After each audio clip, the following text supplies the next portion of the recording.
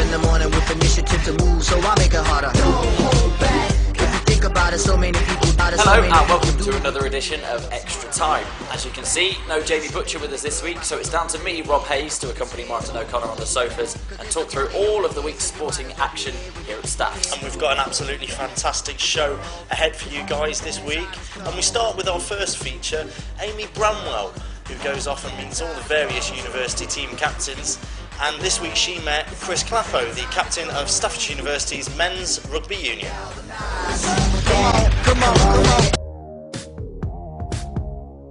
I'm now at the university rugby training session with Christopher Clappo, the first team captain. Hello, Chris. Hi, Amy. Right, so what's your position? Fullback, that's like behind the line. So any kicks that go over or any men breaking the line, I tackle them or take a turn kick. Okay, and can you tell me a little bit more about the sport? Basically, rugby is a 15-man-a-side game, contact sport. Passing backwards from the game line, tackling usually behind the waist or just above, but nowhere over the abdomen. And what's involved in training? I mean, if I was a boy and I was out there playing, what would I be doing? Basically, what we've got now is a conditioning session where basically we just go over scenarios of rugby gameplay, just minor touch at the moment, and then we go into contact just to simulate gameplay. But it's just getting people their body positioning for rucks and mauls, and then returning kicks and so on. Brilliant. How often do you train? We train 7 till 9 on a Monday, 7 till 9 on a Tuesday, and then we have a game on a Wednesday at 2 o'clock, but we usually meet around 2:30 just to get some warm-ups and some gameplay going.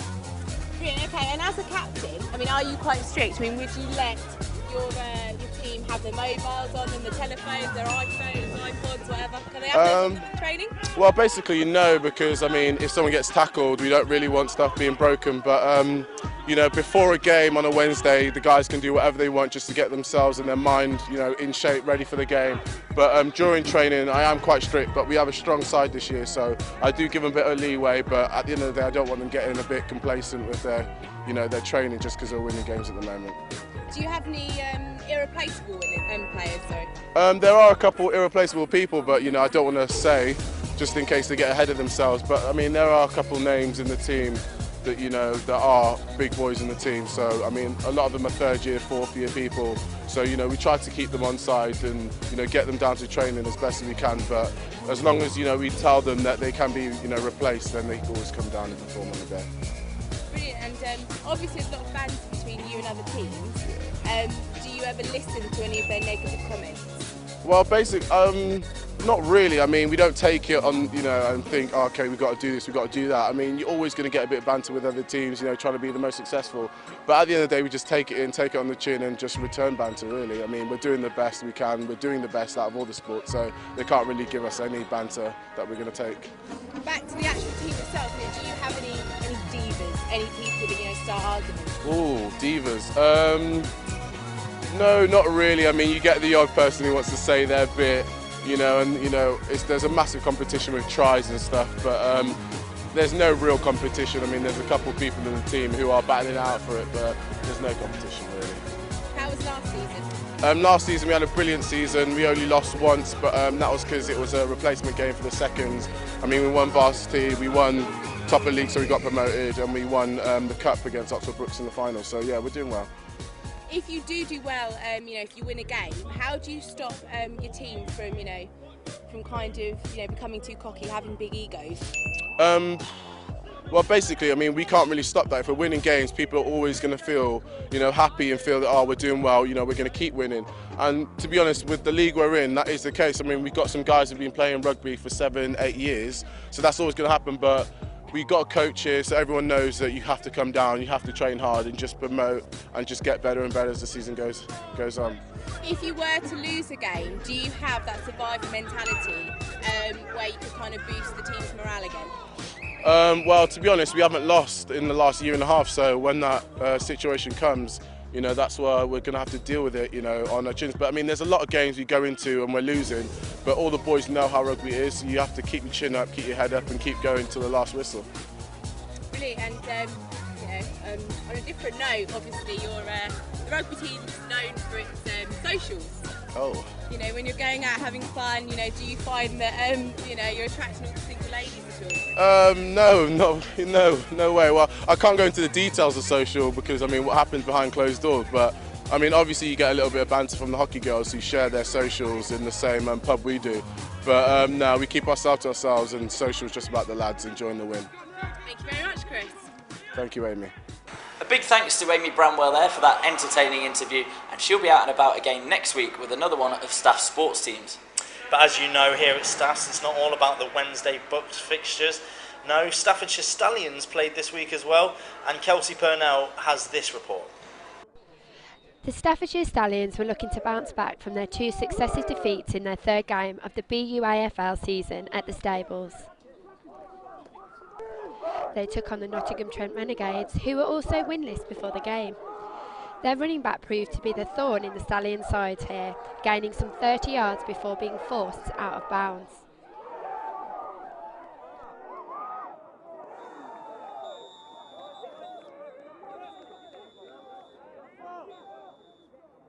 The home side found themselves under pressure throughout the game, thanks largely to individual errors.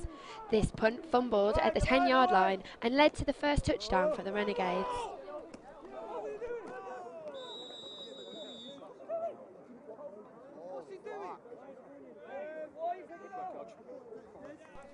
On 4th down and still deep in their own half, Stallions' attempted punt was blocked and Nottingham Trent's offence found themselves at 5 and goal. The Stallions did well to force the away side into the 3rd down, but with just 1 yard from the end zone, the Renegades broke through the defensive line of the scrimmage to score the touchdown.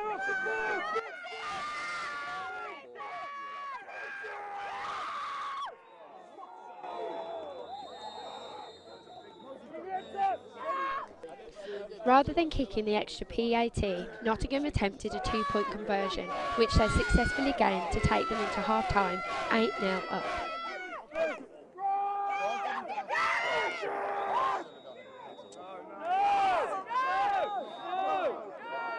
The second half couldn't have started any worse for the Stallions. A Nottingham Trent player retrieved the ball and darted down the field, scoring his team's 2nd touchdown from inside his own half.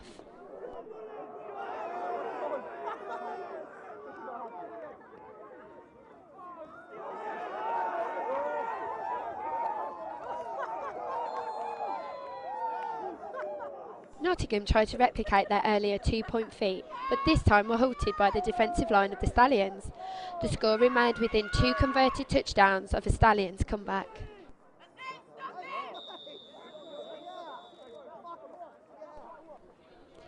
However, the game slipped away as a safety was conceded on the 4th quarter to take the away side score to 16-0 and shut out the Stallions for a 2nd consecutive home game. Stafford Stallions lost here today 16-0 against Nottingham Trent Renegades. Hopefully in 2 weeks' time they'll do better when they play Warwick Wolves. Thanks very much to Kelsey Purnell for that report. Have you ever thought about this question though? What would it be like to travel from Stoke-on-Trent to London on a bike? Well, if you're anything like me, you wouldn't ever really want to find out, would you? But joining me now is Amy Brown, the co-station manager of One Media Radio, and you and your team, Amy, have been doing exactly that. Explain a little bit more.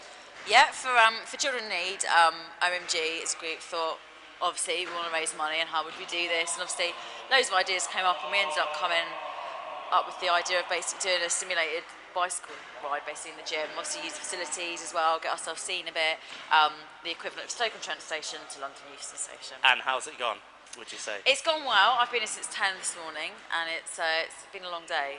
But it's been really good. It's been, everyone's been fantastic and really helpful. Any dropouts? Well, there's a few non-shows, but everyone that said they were going to be there were there and really dedicated, which is really good. So, say for your part, how many hours do you spend on the bike itself? 9 hours. I'm sure you'll agree that's It's been 9 hours. What we did is we did it like an hour each. So everyone did an hour, and then what was left over. Anybody noticeably fitter than others? Yeah. So some people really showing their uni lifestyle getting to it, definitely. I think. My attempt was pretty horrific. I lost. And of course, I got the lowest. You're doing this for an unbelievable cause, aren't you? Yes, we are. We're doing it for Children in Need, as well as obviously we've been bits and pieces out throughout the week. But we thought it'd be good. you know, be in the local community in the gym for the students to see us and obviously get a bit involved. We thought we'd like who we are and stuff. And of course, there's ways that people can donate to this great cause. There is, yeah. We've got a Just Giving page. Obviously, on Facebook, if you just put OMG, it's all on there, the info. But it's, as I said, Just Giving, so you can do it online.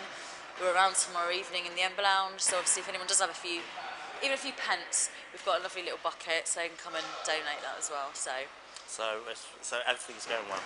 Everything's going well, yeah. I'm knackered, but as I said, we've had a great team and everyone's been fantastic, so shout out to them, really. How much money have you raised?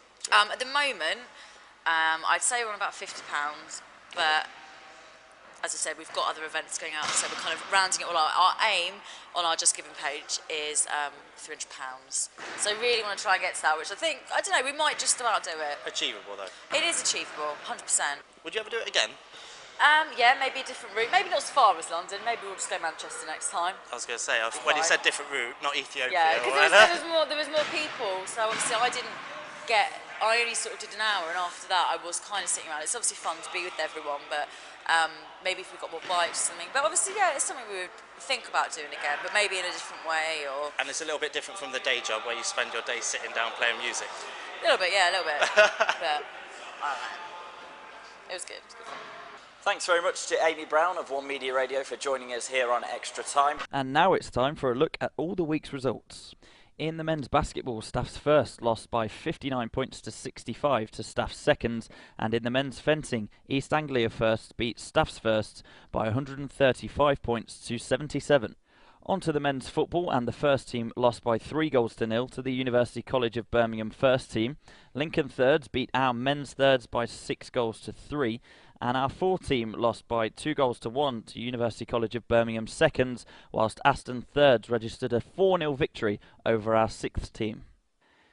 In hockey, Nottingham men's seconds beat our men's first by 3-2. Our women's firsts won 7-0 against Wolverhampton firsts, but our women's seconds lost 4-0 at home to Coventry seconds. The men's lacrosse team continued their rich vein of form with an 11-6 victory away at Oxford Brookes, but the women lost by 26 points to 1 at home to Northampton first. In netball, there were wins across the board as Staff's first beat Derby first by 31 points to 26, Staff's seconds beat Buxton seconds 47-44, and Staff's thirds beat Birmingham seconds 45-19. On to rugby union, and the first team beat Warwick thirds 17-10, the seconds lost 10 points to 8 at home to Derby firsts, and the third team lost 25-12 to Northampton seconds. And finally, on to volleyball, and Nottingham firsts beat our firsts 3-0. Unfortunately, that's about all we've got time for this week on Extra Time. There is just enough time, however, for me to point you in the direction of our website, omgstaffs.com. We've secured 2 brand new student deals for you. 10-pin bowling in Stafford have got some great discounts, and also the UK Snooker Championships in Telford.